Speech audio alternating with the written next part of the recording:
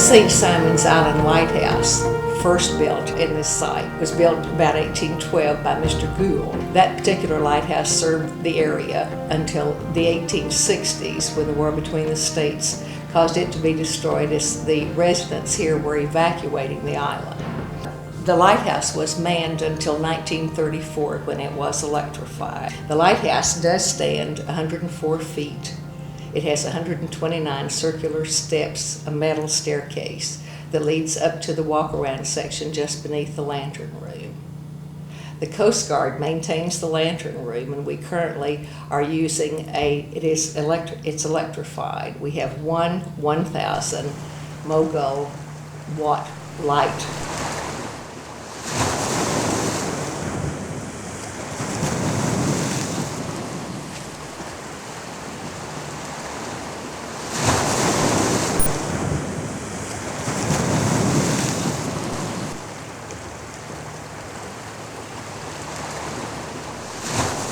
We can't take many steps here on St. Simon's Island without the past rising up to greet us. And I've captured many of the tales, stories, and legends of the island in my book called St. Simon's. But it was here in 1742, along the edge of the Marsh, that one of the grandest dramas here on St. Simon's Island was played out, the Battle of Bloody Marsh. Now, when Oglethorpe established the colony of Georgia in 1733, he laid out the city of Savannah, 70 miles to the north of us. But 3 years later, he came here to this island to build a town and fort that served as the first bulwark against those Spanish still down in St. Augustine. And of course, the fort of Fredericka was a gauntlet thrown down to the Spanish, and in July of 1742, the Spanish came a-calling. A Spanish fleet of over 50 warships with some 2,000 Spanish fighting men aboard came in with the incoming tide into St. Simon's Sound. They landed at the south end of the island, and Oglethorpe had to abandon a little fort on the south tip of the island, and he consolidated all of his soldiers at the fort of Fredericka, a half-dozen miles up the island. The Spanish had no maps of the island, and they sent out scouting patrols. But Oglethorpe had left a company of his men here where the road skirted the marsh in order not to be surprised by land as he waited for the main Spanish attack to come up the river. But Oglethorpe heard fires from this spot. He jumped on his horse, and as he was tearing down the road from Fredericka, much to his anger, he found that half the men he'd posted here had thrown down their muskets and were running back to set Fredericka, saying a huge Spanish force was coming up the military road. They couldn't be stopped, and all was lost. Oglethorpe didn't quite accept this. He spurred his horse onto this spot, sword in hand, ready to take on the Spanish single-handedly if necessary, and found that two of his young lieutenants, barely 20 years old, had stood fast with their platoons and had turned back an advance guard of some 200 Spanish grenadiers, some of the toughest fighters in the Spanish fleet. After a fierce exchange of volleys that lasted most of the afternoon, the Spanish finally withdrew. And years later, when the English that fought here that day would tell the tale to their grandchildren, they would relate to this day when the marsh ran red with Spanish blood. And we see this granite memorial commemorating the Battle of Bloody Marsh. Now, had the Spanish been successful that day, as they certainly should have been, there was nothing to prevent them from burning Fredericka, Savannah, Charlestown, rolling on up into the Chesapeake Bay. And had they done that, of course, the English might never have gotten them out again. And had that been the case, well, we very well might be having this little chat this afternoon in Spanish. And I'm delighted that Oglethorpe and his boys won, because frankly, my Spanish is atrocious. Fort Fredericka preserves the ruins of a British colonial fort from the 18th century. It was established in 1736 to guard the colony of Georgia, the last of the original 13 colonies, from the Spanish, who in those days controlled Florida. And Spain and Great Britain faced off for a number of decades over this area. The fort was originally occupied by settlers that came over from England in 1735. And they began work here on the fort in February of 1736. And then the main body of settlers arrived a month later. One of the reasons they selected this site for a fort was that it had been occupied by the Indians. The main Spanish fleet never attacked Fort Fredericka in force. And the reason was simply because of where General Oglethorpe decided to place the fort. If you notice, we have approached Fredericka with a sharp turn. There's always also a turn on the northern approach to Fredericka. Oglethorpe very carefully selected this U-shaped bend in the river to site his fort, because he knew that any Spanish fort would have to round those bends, and they would be facing the fort with their bows. Well, the Spanish ships only had one gun at most in the bow, and they would be no match for the water battery, as it was called, that was right along here, and the land battery that was in a spur of land arcing out in front of the fort. So Oglethorpe's superior strategy just in the location of the fort really saved the day, as much as the action by land at Bloody Marsh and Gully Hole Creek.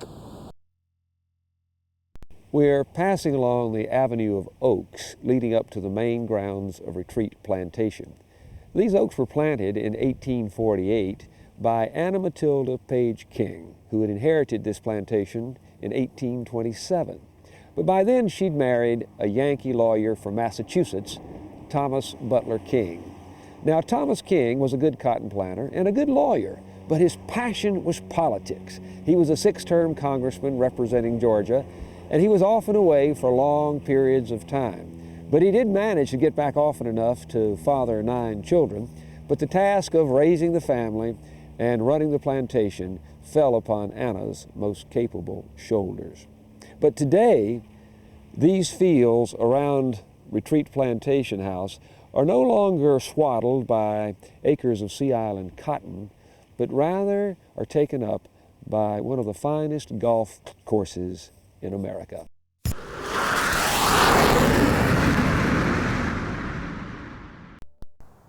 In the 1870s, this main part of Hamilton Plantation was a site of the great lumber mills that came to St. Simon's Island.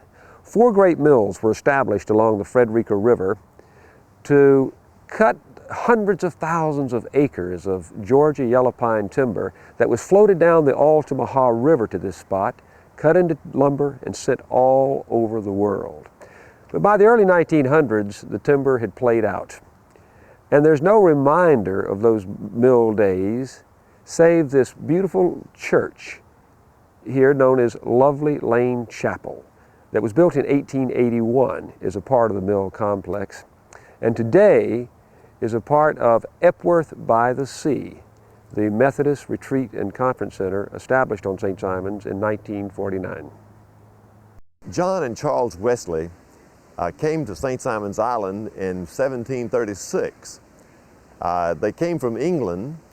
They came here, John, to be a preacher and missionary to the Indians, and then Charles came as a secretary to General James Oglethorpe, who was the founder of Georgia. The 2 of them held the first services ever held on this island, religious services, in a place near where Fort Fredericka now stands. Near that area there was a place, a tree called Wesley Oak, and under that tree John and Charles Wesley proclaimed the first gospel ever proclaimed on this island. They were preaching to Indians and to those who were natives here on the island, and it was their effort to bring conversion in their lives. Since those days, the religious life of Epworth by the Sea has been started. This whole community has experienced the results of the Wesley's ministry and life on this island. The river right back of me is the Fredericka River. It was on that river that John and Charles Wesley actually traveled to Fort Fredericka to begin their ministry and their life here. Here on the banks of the Fredericka River, we're on the grounds of Hamilton Plantation, carved out in the late 1700s by James Hamilton, a doughty Scotsman. And unfortunately, there's no trace of the main house here at Hamilton. It burned in 1885, but ironically, and in almost perfect condition, are the Tabie slave cabins that house the blacks that once toiled in the cotton fields of Hamilton Plantation. Now, these substantial dwellings were made out of a material known as tabby. That's spelled T-A-B-B-Y, just like a tabby cat. And it's a mixture of sand, oyster shell, lime, and water.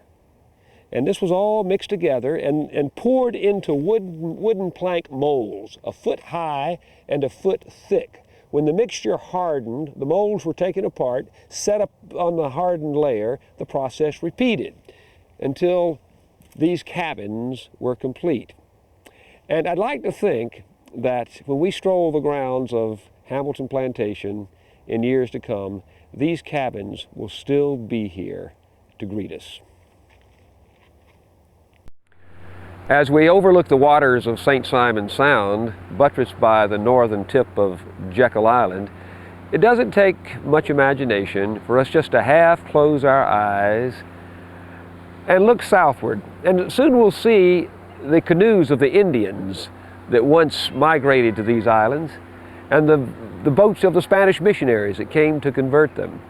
And of course we can also see the spot where the great Spanish fleet assembled in 1742 to attack St. Simon's Island on the incoming tide. And it was these same waters that we could have seen the Yankee blockade fleet that took over this part of the Georgia coast during most of the Civil War. And during the Spanish-American War, we had an artillery battery here on the south end of St. Simon's that thankfully was never used. And adjacent to the lighthouse was a drill field, a militia drill field during the World War I era. And during the Second World War, we could have looked out in this direction and we could have sensed, if not seen, the German submarines that lurked underneath these waters and sent 2 American tankers to the bottom, several miles off St. Simon's Island. And to counter that threat, the U.S. Navy built the Glencoe Naval Station on the mainland just north of Brunswick. And from Glencoe, the great airships, the blimps, would soar above the Georgia coast to keep that submarine threat at bay. But today, those blimps no longer take off from Glencoe because the naval base now is the site of the Federal Law Enforcement Training Center, where annually thousands of federal law enforcement officers from all over the country go through extraordinarily rigorous training to keep our nation safe. The city of Brunswick was laid out in 1771 under the direction of General James Oglethorpe, and it has been not a thriving community ever since then. We've had our ups and downs. We've had a rebirth in the 1830s, then we died off, then another rebirth in the 1850s, and the city's been chartered since 1856. And we are known as the shrimping capital of the world. Our community has had a Portuguese influx at the turn of the century, which really started the shrimping industry here in Brunswick. About 50 years, and this is, I have really enjoyed doing it. We sell shrimp right off the boat down here, and they good shrimp, and they're way better than them pond shrimp and imported shrimp that they can buy from anywhere else. Brunswick is known for the Liberty ships that were built here during World War II from 1942 through 45. When the shipyard opened here during World War II, the population of the city was around about 5,000, and it grew to over 30,000 people. And so you had a lot of rotation of people sleeping in the same bed, 3 shifts in one bed. And even the local theaters were used for people to sleep in and to, wash their clothes and eat their meals in because there was such a shortage of housing at the time. The Downtown Main Street Revitalization Program takes the historic buildings of the community and use them in new ways and exciting ways to revitalize the central business district of the community. Brunswick is also the home of Brunswick Stew. The legend of Brunswick Stew is that it was a political rally, and 300 people were expected. 1,500 showed up, so the barbecue that was prepared had to be extended, and the hands went out into the field and gathered whatever was available. The news media went back to New York, and when asked what they had to eat, they said, "We don't know what it was, but it was delicious," and thus was derived Brunswick Stew. The Ritz Theater was built originally in 1898 as the Grand Opera House. It was the first live performance theater in the entire region, and it stayed an opera house hosting a number of touring events up until 1927, when at that time it was converted to the Ritz Movie Theater. It stayed a movie theater and stayed very much a part of the life of the community up until 1979, when it closed down. It sat dormant for a couple of years, and then it was purchased by the city of Brunswick, who renovated it and reopened it as the Brunswick Opera House. Well, the Brunswick Opera House name lasted about as long as the dedication ceremony, and people immediately went back to calling it the Ritz Theater, which it had been known for a number of years. We'll have everything from classical ballet to classical music, Dixieland jazz, touring theater productions, gospel music festivals, country and western, blues, jazz, you name it, it's here, including spelling bees and political rallies. So there's always something going on here at the theater during the week and on the weekends.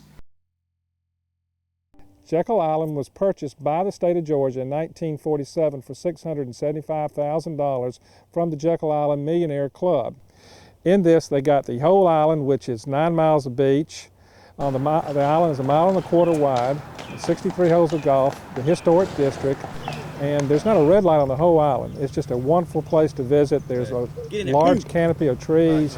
You can walk anywhere. It's great climate. In the winters are very mild. It can be 65, 70 degrees during the winter. It's just a wonderful place to visit. There's 20 miles of bike trails. You can just ride your bike all over the whole island and not be hassled by traffic or anything. It's just a great place to visit, and you can really relax here at Jekyll Island and experience the beach, golf, and tennis. Hi, I'm Kathy Tolbert at Coastal Encounters Nature Center on Jekyll Island. We are an environmental education center, or some people say marine science education. We're hands-on. We do fun projects with all ages. We're here for families, can stop in and just look at our touch tanks and see Taylor and Calhoun. We have sea stars and snakes and fish. We also have our baby sea turtles, which is unusual. We have a permit for them. We offer programs, as I said, for all ages, families. We have a summer science camp for children. We offer kayaking in our beautiful saltwater pond, or we can take groups or just families out into the estuaries and the ocean.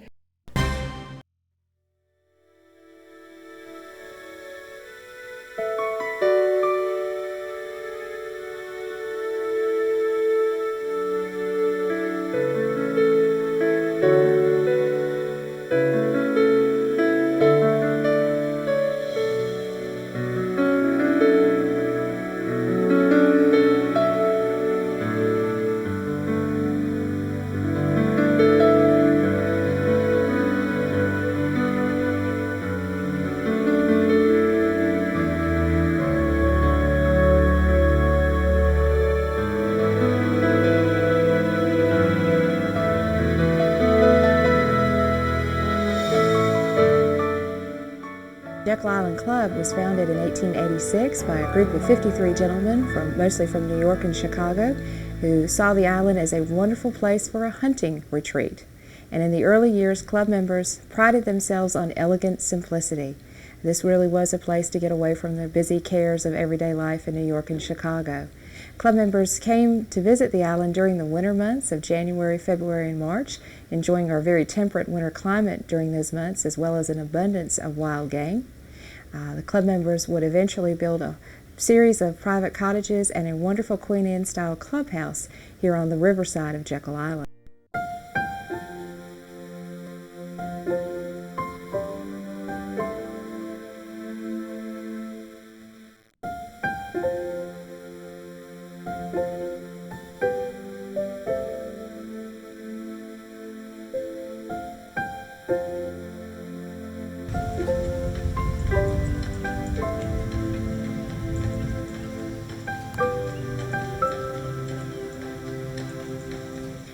With the help of the Jekyll Island Authority, a state authority which was created to manage the island in the 1940s, one of the authority's charges from the state legislature is to ensure that only 35% of the island can ever be developed. So over 65% of the land here on Jekyll will always be left natural for people to enjoy the natural aspects of the island and the wildlife.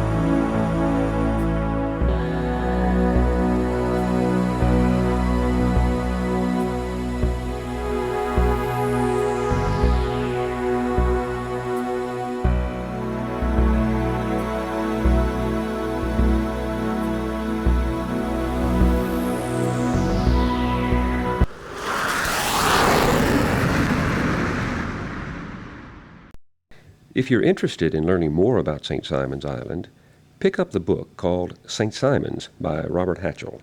This captivating overview of some 4,000 years of island history includes stunning photographs of treasured island landmarks that enchant visitors and islanders alike. The book is available in fine shops throughout the Golden Isles.